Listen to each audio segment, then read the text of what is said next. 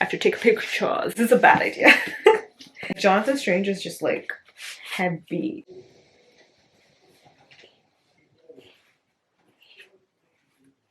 Okay, she's getting suffocated by books. This is a good way to die.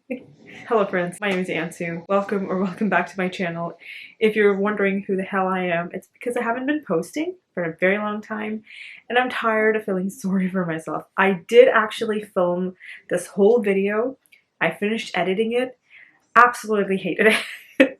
I completely deleted that and I was just like, you know what, I have to do a redo. But as usual, I have another book haul, which is apparently the only thing I can physically do right now because I don't know how to film anything. So anyway, the first like 5 books I got were the Bridgerton series, and I got the 5th, 6th, 7th, 8th book, plus I think this is supposed to be a prequel to the series, but anyway, I got that as well. I have read all of these when I was very young.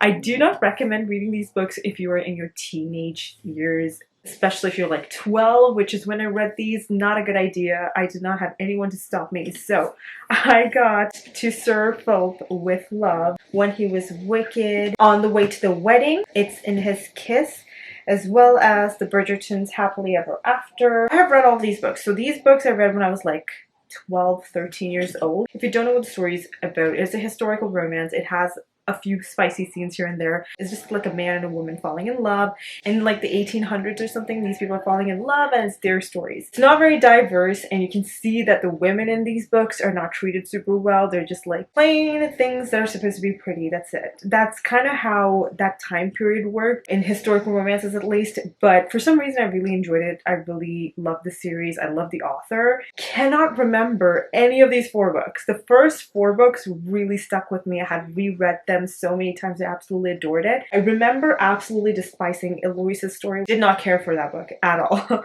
I do distinctly remember that. The rest of the 3 books, like the 6th to the 8th books, I don't remember the stories whatsoever. Like, it has completely left my mind. I would like to reread it sometime. I just haven't gotten around to it. It just looks very pretty and I love these covers especially, so I was just like, you know what? I'm gonna get it. This one I read more recently. I think like in the past 5-6 years is when this came out. I forget. I was definitely an adult then, and yeah, this is cute. It was not super memorable, but either way, I ended up getting all these books and I'm really glad I have them. I do want to get the rest of the series though, the first 4 books. Those I definitely want to get in these covers. I got into like a fantasy thrill and I got a bunch of books and I don't really know what they're about, but they were on like a Goodreads choice list last year I think, and I just wanted to get them. So I got For the Wolf by Hannah Witten. This is book 1 in the Wilderwood series. I'm not sure what this is about. This gave me vibes of like Beauty and the Beast obviously, but another thing is there's this book by Naomi Novik. I think it was called Uprooted or something like that. It had kind of the same synopsis, I guess, where you're going to the wolf. I might be thinking of the wrong thing, but anyway, so I think this person is supposed to be like the second daughter and it hasn't happened in a very long time, and her sole purpose is to be sacrificed to the wolf or like live with the wolf or something like that. Kind of reminds me of Red Riding Hood, the way it's like said, oh, Red has to go to the wolf, whatever. I really don't know what it is about other than that I know it's a fantasy. Yeah, this is supposed to be very good. A lot of people really enjoyed it and I picked it up. I just haven't gotten around to reading it at all. I'm in a fantasy kick to buy books, but I'm not reading it. That is the problem. The next one I got, it's already getting dusty. The next one I got is The Gilded Ones by Namina Forna. This is such a gorgeous cover and I don't know what else to say about it. I've heard so many wonderful things about it as well. A lot of people really loved it, and so I got it. I have no self-control if you couldn't tell. But what is this about? Let's find out together. There's a 16-year-old girl named Decca who has always felt like she does not belong, and she goes through the ceremony where I think they cut into you or something and figure out if you have red blood or gold blood. If you have red blood, you're normal. People will see you like that, but if you have gold blood, I think you're impure and you're not supposed to live there. You can either live there with people like condescending or whatever, or you could go elsewhere, kind of be shunned by the community and whatnot. This is a choice that Decca gets from like a witch, and she has to choose whether she wants to stay with these people who will never think that she belongs or go with her to go and live in the palace or something like that, and she has to like fight for the emperor and work like that. This just sounded so good. It's like a warrior fighting kind of a thing. It just intrigued me so much, so I got this one as well. The next one I got was also like super highly anticipated, I think from this year, like earlier this year, I forget, but it is Kaikeyi by Vaishnavi Patel. I've heard so many wonderful things about this, especially from Jenny from The Story Ain't Over. She has raved about this book so much that I was just like, you know what, I should pick it up. Has Ansu read it? Heck no. I just find it so difficult to get through fantasy books, especially right now. I don't know what it is. I can't get through it. But I still have this soft spot for it in my heart, and I'm just like, I need to get it. I have to own it. And I just keep doing it to myself. I don't know why I do this. It's so repetitive that I continuously do this. I'm frustrating myself right now, and it's really annoying. I think this is loosely based off of the character in the Ramayana. I should probably know what I'm talking about for these videos, but I don't. And that's kind of how I go into all of my books, so I don't know what I'm talking about. I've heard wonderful things about it. It's supposed to be very good. I think this character does not want to be reduced to, you know, being like a married woman and that's it. So she goes into like fight mode, and she is very strong. I think she's supposed to be asexual completely. I'm pretty sure I've seen like a tweet or something from Vaishnavi saying that, so I could be wrong on that, but I'm pretty sure she's asexual as well, which is something quite exciting because I've never really seen a fully asexual character in any of the books that I've read. At least I don't think so. And I feel like I really enjoy it, just haven't read it. The next one I got, I'm super thrilled about. It is Babel by R.F. Kuang. This is the advanced reader's copy, and oh my lord, I was just so excited to get this when I did. And this one is the only one out of the batch I've read. I absolutely adored the story. This is so beautifully well done. This should have freaking won the Goodreads Choice Awards, but of course it had to be somebody else. Anyway, this one follows around Robin Swift in the year 1828. He's a kid from China. He's been living in a very poor condition until something happens and his mom ends up dying, so he gets whisked off by this professor to England. He's basically learning, I think, Cantonese and English properly to work in this high-class society. In the future, he has to go to Oxford and he has to work in this translation society kind of a thing where he's working with Latin, English, Cantonese, and he's going to translate all these documents and then kind of etch things into these silver bars, which is going to make England very powerful. Soon enough, he learns of the things that these bars could do and how much it could help England, but it could absolutely destroy his homeland, China. He's kind of wavering because he only knows the life he has in England right now. He does not remember anything in China, but he feels like he's betraying his own land. And so the whole thought process of this kid trying to figure things out for himself, and he meets up with a bunch of different people. All of their ideas and thoughts are also going through in this book, and I just thought it was just really well done. I really enjoyed it. I haven't read the full version, like the new version. I've only read the advanced reader's copy, and I absolutely adored this. Like 5 out of 5 full stars. It's amazing. I absolutely love R.F. Kuang, and I think this is just something that you have to read. Will recommend this one. I like the camera angle change because I had no more space on my camera, but anyway. The next one is also an arc, which is 17 Last Man Standing by John Brownlow. This came out in November. I didn't read this, unfortunately. Could not finish it. I'm really sad by it because this sounded like such a promising plot. I just never got around to it. I do still want to read it because it's about this assassin who's supposed to be really amazing at what he does. There are these bunch of assassins who are just known by their numbers and they're trying to kill each other. 17 is supposed to be the best one out there, and he is sent to kill 16. It's like an assassin on assassin fight situation, it sounds like, and I feel like this is something that I would really enjoy. I am still very excited about this and I do want to finish reading it. This one is another arc that I got. The next one I got because I saw it on Goodreads, and also because Reagan from Previous Project had talked about it, so I thought maybe I would like it, and that is The Shadow of Gods by John Gwynne. Full-on fantasy, and again, did I mention I'm not in a huge fantasy mood, which sucks for me. I think there's going to be like a battle that occurs sometime in the future in this book, and I'm not really sure like what I'm supposed to expect, but it sounds very intriguing. I don't know, I just never got to it, so anyway, moving on. But the next fantasy book I got was also because of Goodreads, and that is The Witch's Heart by Genevieve Gornichak. Am I pronouncing that right? Jeez. Okay, anyway, this is supposed to be of a witch. She's a powerful witch. So apparently there's Odin and Loki in here. I did not know that. I just bought a book without realizing what it's about at all. This basically has some Norse mythology in it, and so that's probably why the whole like Loki business is happening, but I did not know that was a thing. That just kind of made it more intriguing. Am I going to pick it up soon? Probably not, but I'll try. This next one I've seen in like 2 different channels, and I was just like, you know what, I will probably like it. It is also another fantasy. Will Ansu read it?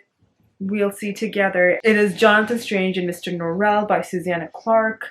I have another book by Susanna Clarke. I think it's Parentheses also by her. I'm pretty sure this book is split into like 3 different volumes. I just got the one that's like one giant volume because I've seen like books 2 and 3 as separate volumes in like a used book sale, and I was just like, wait, I know you, I've seen this book. Yeah, it's just, I feel like this is supposed to be 3 different volumes. I'm not 100% sure though, but technically if I finish reading this book, that will count as 3 separate books. Right? Hopefully. That's the only reason why I'm just like, you know what, Ansu, you could probably try to squeeze reading it, but yeah. This one has like a war in France, and Norrell and Jonathan Strange are like working together. Norrell is supposed to be like the tutor of sorts, and then he's just like helping Jonathan Strange to become more stronger, and they're like working in a way that would help in the war against France or something. So that's what this one is about. I have no idea if any of that made sense, but this one I saw again on like Reagan's channel from Previous Project, and I think, and also Alexandra or Lexi, I forget what her channel's name was, but I will leave all these channels linked down below if you want to check them out. They're way more popular, so you probably already know them. I just got this because they had been talking about it. It seemed like they really liked it, so I thought I would enjoy it too, but it's another fantasy of sorts, and your girl has not been reading fantasy, so let's move on. Another one I got is also an ARC, which is coming out in January of 2023, so I do have a little bit of time for this one. And I'm also like super excited for it, just because of the title. That's the only reason why I requested it, and that is Everyone in My Family Has Killed Someone by Benjamin Stevenson. And by the title itself, I was just like very intrigued, and I wanted to read this book and see like what this thriller would hold. It's supposed to be comparable to Knives Out and Clue meet Agatha Christie and the Thursday Murder Club. So this is like a murder mystery, which I feel like I would really enjoy, and I'm just like very much looking forward to it. I feel like this was something that I can actually finish reading out of this whole lot, so I'm very excited for it as well. Very glad I got this one. The next 2 books I got were super highly anticipated. I just haven't gotten around to it, but the first one is The Light We Carry by Michelle Obama. I absolutely adored the first book that she wrote, Becoming. I devoured that, and I'm very glad I did end up reading that. So obviously when she came out with another book, I was just like, you know what, I'm getting that as well. So this one is just talking about how to overcome uncertain times. I believe she's talked about how she got through her marriage in the most difficult time of being a first lady, and how, you know, you're always constantly looked at for absolutely no reason. If you change your hair, people look at you. I don't know, wear something slightly different, everyone looks at you. You're so much in the public eye that you cannot even breathe incorrectly.